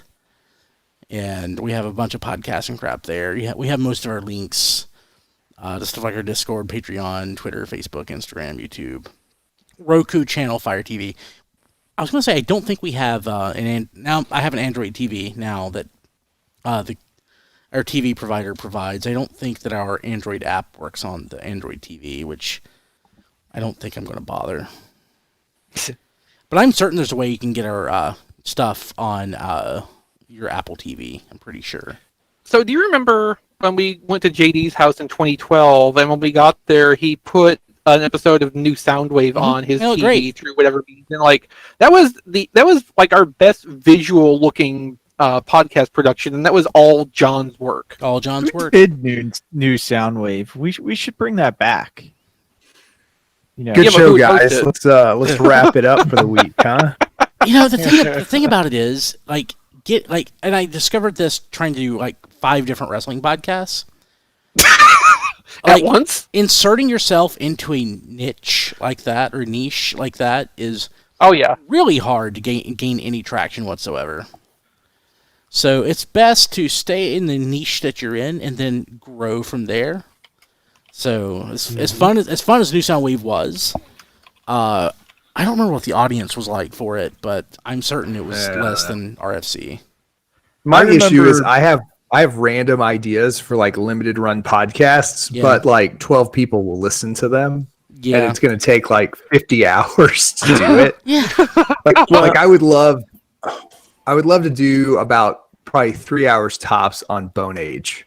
Why? I don't know. I liked Bone Age, and it was popular for about 3 weeks in the late 80s. Okay, so I absolutely get the wide reward aspect of it. The audience is very limited and it's a big time thing. I absolutely get that part of it. At the same time, I love this idea of this kind of short form limited series podcasting on these really niche topics just because you think they're interesting. Yeah, I agree. I Yeah, that's- absolutely love that as a show concept. Patreon stuff, maybe, or I don't know. Hey, we Who can do knows, it. but- We could do it. Yeah. We could do Yeah. it.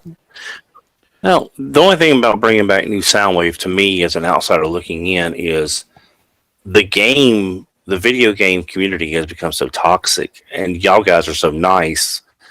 I don't think the results you would get from some of the members would be worth the effort y'all are putting in.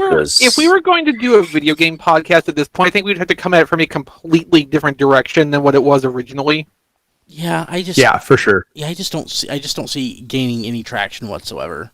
Yeah, no, I'm not genuinely saying we should bring back New Soundwave. It's a fun joke to bring up occasionally, but I seriously do admire what we did when we were doing it, especially for the production value John brought to it. That was the only reason I even mentioned the video side of it. It was slick. It was slick, and it was on par with a very beginner 12-year-old on Twitch now.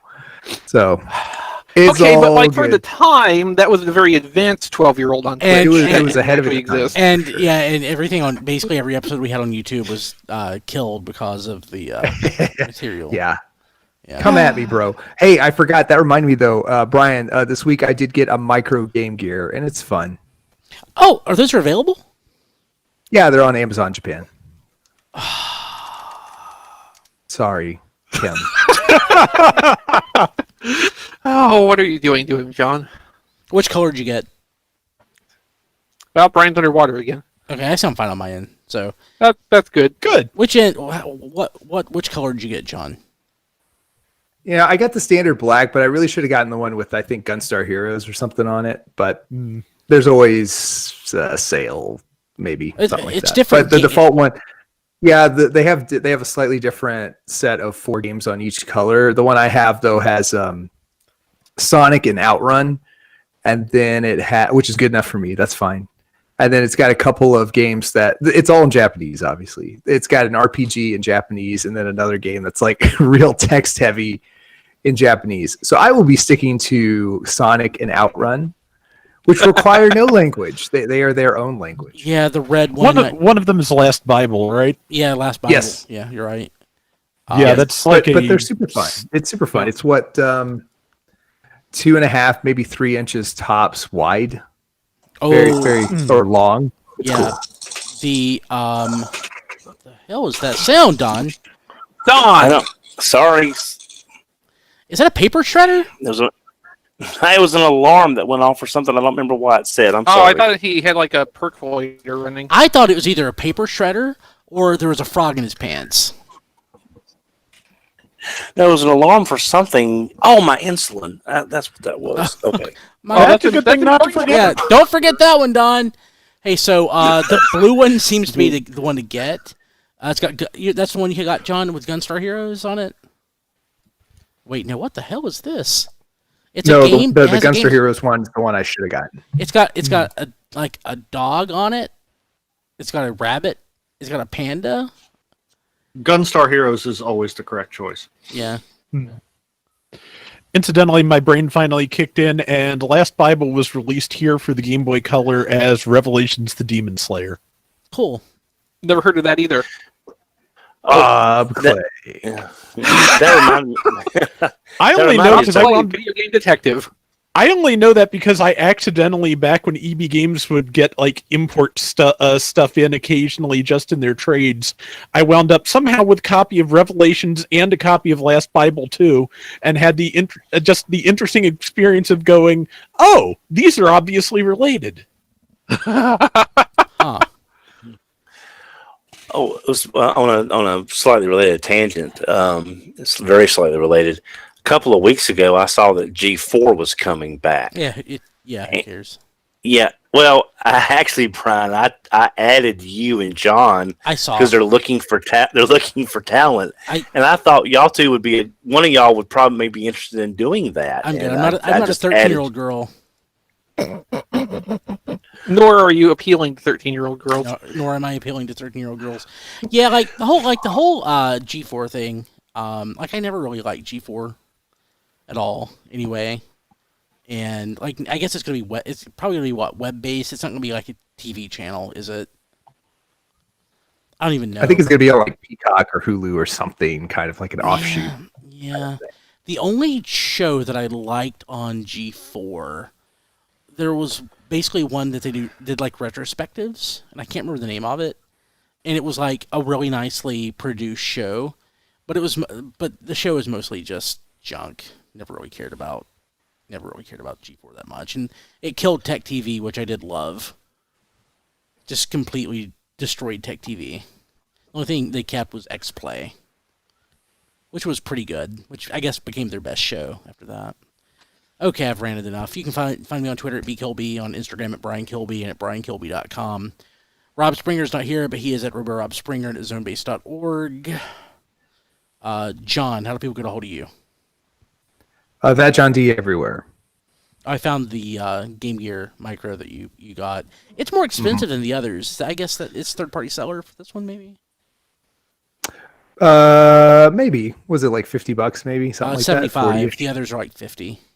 Oh, yeah, that's like a third-party one. Yeah, cool. Don, how do people get a hold of you? I can be reached on Twitter at HMRC, the number 4 EVR. You know, he lags a little bit here and there, but like the mute response on him is way better than it was on Skype. Oh, yeah, fantastic. Yeah. Yeah. And if you follow Don on Twitter, he may tag you and put you into awkward conversations from time to time, and it's just a wonderful thing. I love it when he tags me on people that I've blocked. It's like, hey, Brian, look at this. Like, well, I don't know. I don't know who you blocked. I know. You're an expert on so many fields that I have no clue. So No, I'm just trying to spread your wealth. I appreciate it, Don. I love you. You're the best. I genuinely do. I'm just picking on you. Like I was telling my kid this morning, I pick on people that I love. I was giving her crap because she forgot her jacket. She's like, it's cold. I'm like, it's 70 degrees, but it's cold. It's 70 degrees. 70 degrees is not cold. Yes, it is. She just needs to eat more. She needs to eat more calories. That's exactly what I tell her. It's like, you just need to eat more. Okay. Matt. No, not Matt. Chris. Yes, there's a slight difference. I keep more hair. You can find my photography work at playwithphotography.com. All this month I'm doing Photober, which is my October of photography. So every day this month I'm posting new content, new galleries. Smaller than my normal work, but that's just because if I tried to post normal sized galleries every day, I would have had to be doing this for 6 months already.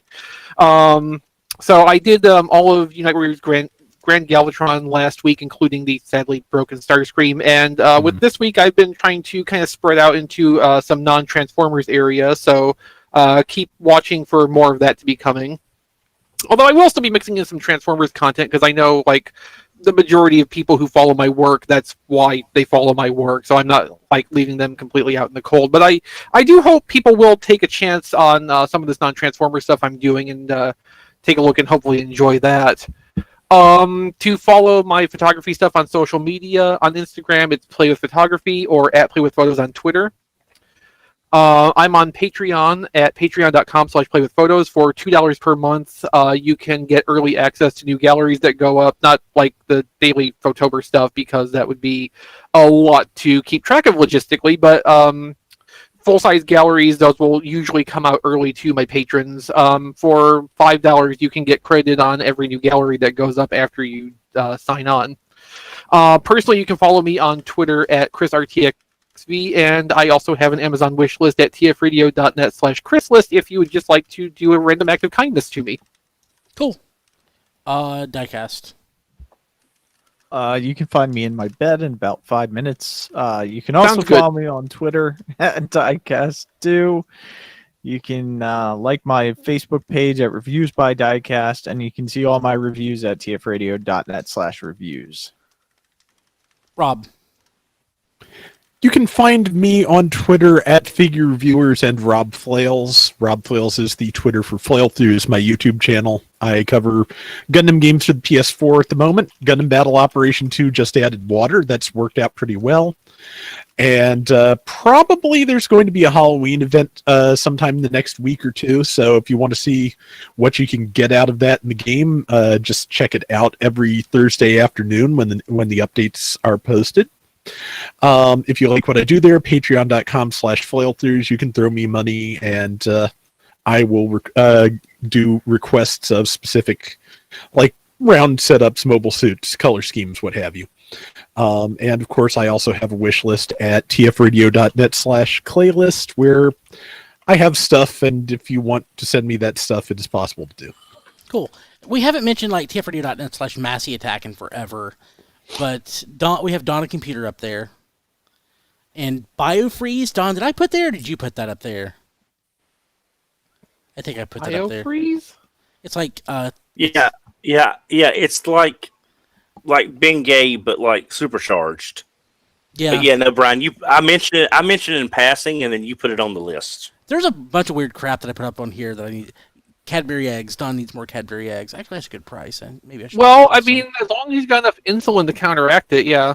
Oh, yeah. Well, that doesn't work.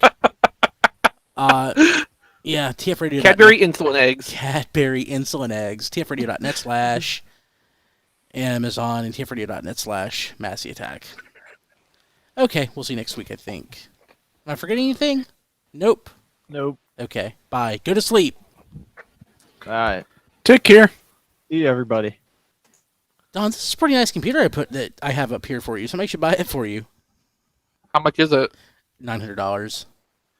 Okay. I mean, I wasn't going to buy it for him anyway, but definitely not for $900. Well, now I got that thing. I got that thing Rob sent me. I just haven't had a chance to download and do it yet because all my days off have been either super busy or I'm sitting laying in bed because I can't move. That's why you need a laptop, Don. Yeah. I don't type well on a laptop. Even if it's like a regular keyboard, the keys are so close together, and they don't have the whales on the individual keys. I don't enjoy They don't have keyboard either. Yeah, they don't have the the travel. Yeah. Yeah, I totally understand that. My fingers just slide. My fingers just slide right off the keys, and I wind up. Yeah, and I wind up doing a lot of hunting and pecking just and then I wound up like, well, I could have done this on my phone because that's all I'm doing is hunting and pecking because you can't type on a phone even with a QWERTY style keypad. Crunson's like, they don't have wheels. Yeah, it's kind of hard to touch type on a touch screen. Yeah. So I think I've told this story before, but I'm going to tell it now. Interviewing for a job, it was kind of funny because it was a job that was already mine before I interviewed for it, but interview was a formality. They were telling me about the benefits, and of course this was, back home. It was like, oh yeah, and there's prepaid legal, and you can get a wheel,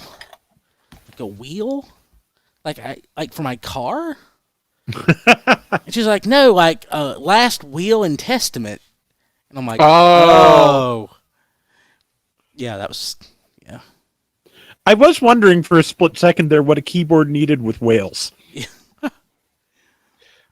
I guess I've been living in Tennessee too long because, like, I immediately from the south. Yeah, I comprehended what Don was saying without the whale misunderstanding. Don sounds normal to me. He just sounds like anybody else. I didn't get the whales thing until Crunson mentioned it. I was anti-laptop forever, and the adjustment period is about 3 months. I mean, if it's all you have to work with, yeah, absolutely, you will get used to it to some degree. Yeah. But I've also got the big hand problem and improper typing, and yeah, so a laptop keyboard is not good for me. I have big hands. My 13-inch keyboard, I was testing out like my typing speed on it. I can still do like 95 words a minute on like that tiny little keyboard. I was shocked. And it wasn't like a lot of practice either. Like some friends were posting at work like their typing speed. I'm like, I haven't done a typing test in forever.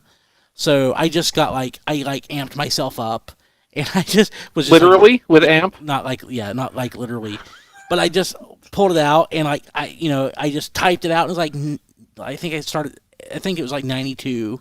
I did it again. I got like to 95, and I'm like, holy crap! And it's a tiny little keyboard, but like I do prefer a desktop. But there was many years that I only had a laptop that I used. I only used the desktop for the podcast. Like for work, I've only had a laptop. It's been 10 years since I had a desktop, and I only use that for like database stuff. So why do you need a desktop for database stuff? I mean, generally speaking, a desktop has more oomph than a laptop, than a comparable laptop. I guess I just never thought of databases as being that intensive to work on. Have you ever dealt with not a big one, no? Yeah, like 6 gigabyte SQL database.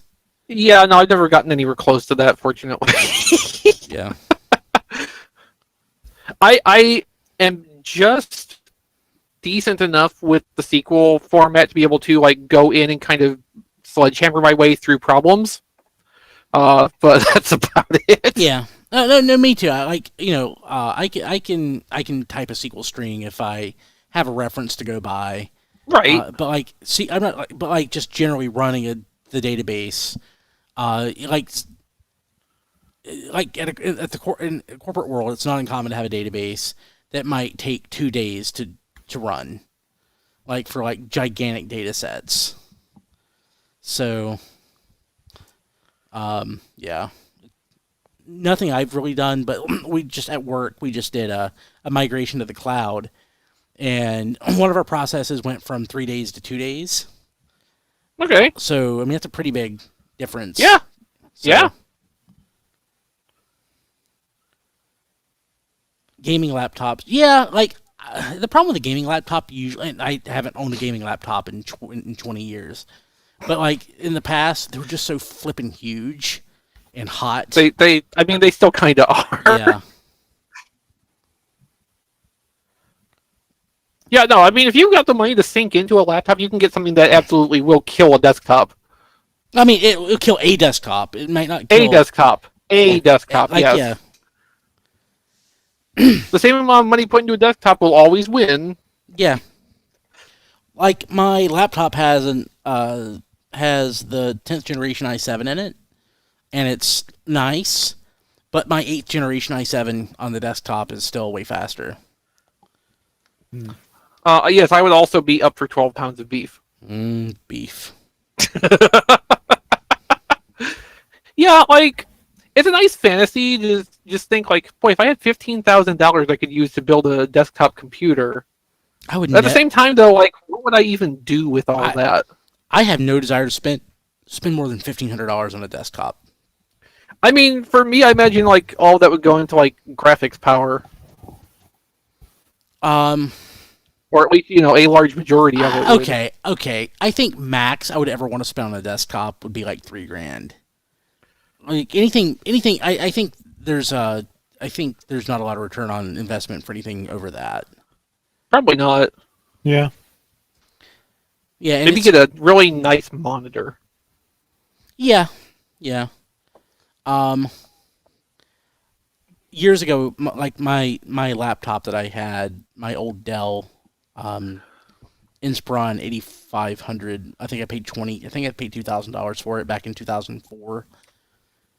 And now, a comparable laptop is $700. Sometimes less if you're lucky. Yeah. The most I ever remember us paying for a computer was the $1,200 my mom spent to get the 486 that ran Windows 95. Like, we probably paid close to $2,000 for our 486 that ran 3.1 in, like, 92. I still didn't have a computer till 99. Well, in a very fundamental sense, neither did we. So in 99, we got a Dell, which was reasonably well spec'd for the time. I don't remember how much we paid for that, but it was easily over $1,000, probably around $1,500.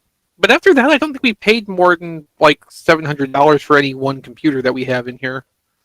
Yeah, I don't think I have. That sounds about right. That's about what I paid for the one I just built this year.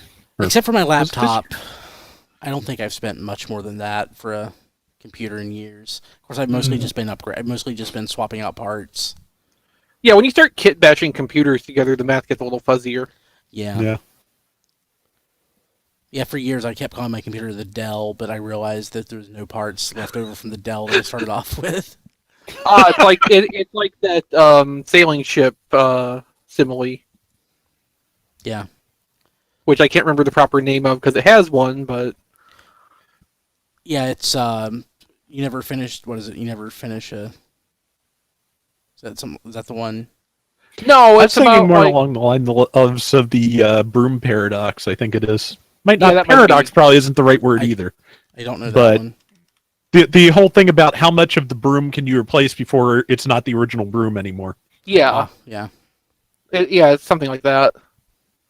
I said paradox is probably not the right word either, but I don't think that'd be a Ship of Theseus. That's the one. Yes. But the broom thing works too. Yeah.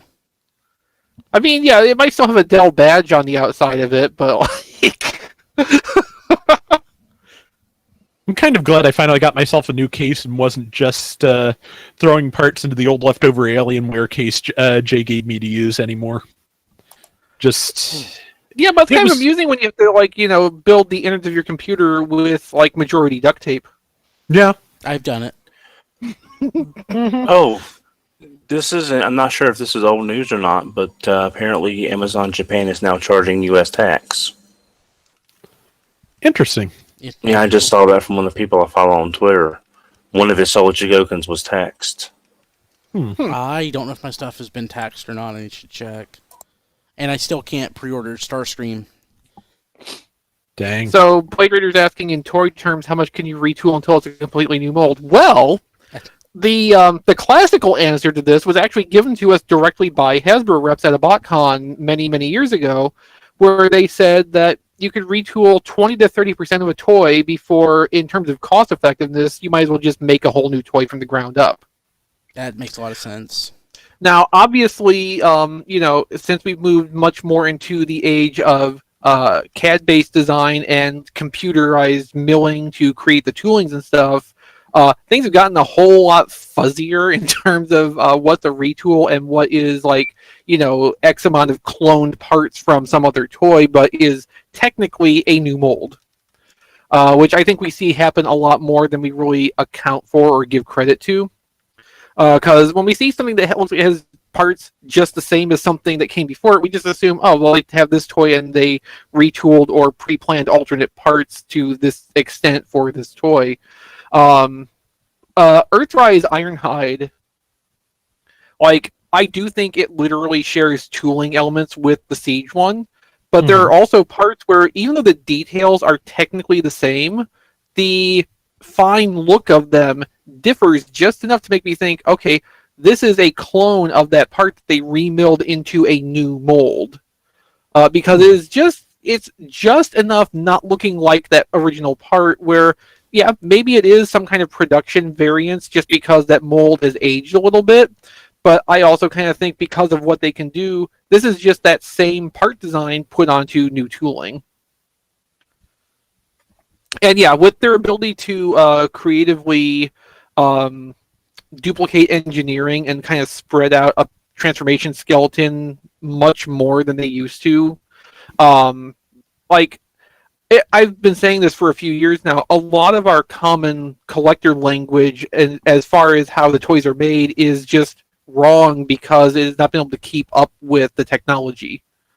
The recent Hasbro streams and stuff have given us the word partial, which seems to be a generic catch-all for when the toys share some kind of element with another toy. Like Mark with the mustache that everybody loves. He was called his name's Mark, right? Yeah. Right? Yeah. Okay. See, like he's a new face to me, so I'm still kind of trying to learn that. And since they're not like giving the Transformers people last names on these streams anymore, it's actually harder for me. So he called Earthrise Prowl a partial of Siege Prowl. There's no parts shared between those two toys at all, but what they share is an engineering design, but that's still called a partial. Ironhide would be more what I would consider a partial, just because like there are some visually shared parts, but like it's a useful term anyway because it is a kind of generic catch-all that we can use for like these two toys are related, although the ways they're related can be very vague and differ from one case to the next. Welcome to your impromptu toy detective podcast, apparently. Yeah. Well, that's something, while you were talking about that, Chris, that's something I was thinking is that maybe that could be something that we address in either a Patreon thing or as a sit down with the people, with our Patreons, or just in general chat, an episode where they bring us examples that they don't understand or are wondering what we would call it, and then we try to update the lingo. What we're going to do is not set in stone for the community, of course, but look at some of these examples and try to update the lingo so we have some kind of shared idea of what we should be calling it now versus older terms that are not really applicable anymore. I mean, I get that as a concept, but like, I'm terrible at naming things.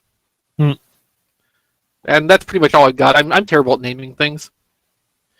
Plus, it kind of doesn't work either unless it's terms that the community at large agrees to use, because, the handful of people that conceptualize it one way and try to go talk to other people, and there's not going to be any common reference point with that. I think that's why the existing ideas of, retool and all that still kind of persist in how the fandom talks, because, like, everybody's used to those words, even if it's harder and harder to really specifically apply them to any given example. Mm-hmm.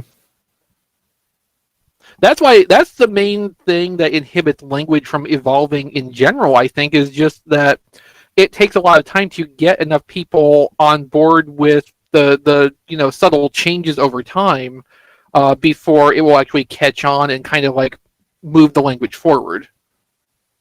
Habit is hard to break, and especially habit in how you talk.